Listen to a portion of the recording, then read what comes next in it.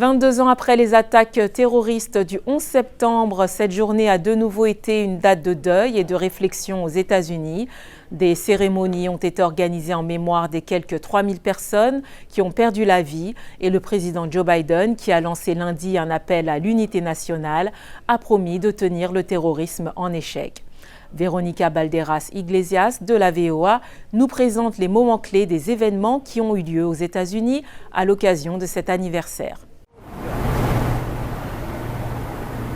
11 septembre 2001, des terroristes font s'écraser 4 avions commerciaux sur le World Trade Center de New York, le Pentagone et un champ en Pennsylvanie.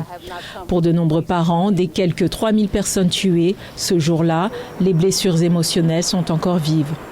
Si cela fait 22 ans et que je me sens encore comme si c'était hier, je ne peux pas vous l'expliquer. C'est difficile. C'est mon deuxième enfant. Cela me ramène des souvenirs douloureux. En hommage aux victimes, 1 minute de silence a été observée à la bourse de New York. De nombreux politiciens, dont la vice-présidente Kamala Harris, ont assisté à un service commémoratif sur le site du World Trade Center dans le sud de Manhattan. Des cloches ont retenti lors de la lecture des noms des victimes au Mémorial national du vol 93 à Shanksville, en Pennsylvanie.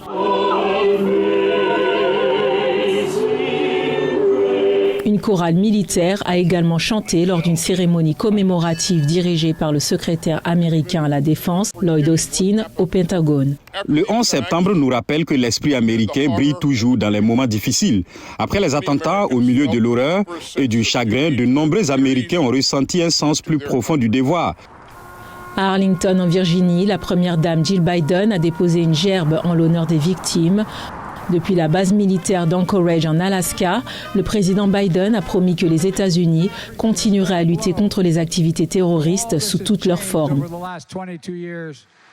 La détermination du peuple américain a prouvé que nous ne nous inclinons jamais, que nous ne plions jamais, que nous ne cédons jamais.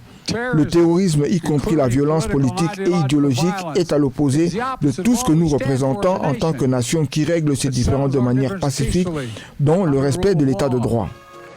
Biden a également appelé à l'unité pour défendre le principe de la démocratie américaine et a rendu hommage aux membres des forces armées et aux anciens combattants qui ont contribué à protéger le pays contre de nouvelles attaques terroristes. Les attentats du 11 septembre ont été la pire attaque contre le sol américain depuis l'attaque japonaise de 1941 contre Pearl Harbor à Hawaï, qui avait fait 2400 morts. En outre, des milliers d'autres sont morts de maladies des années après, certains de cancers provoqués par les fumées toxiques de l'effondrement des tours jumelles. Ginny Niwa, VOA Afrique, Washington. Abdourahmane Dia avec vous.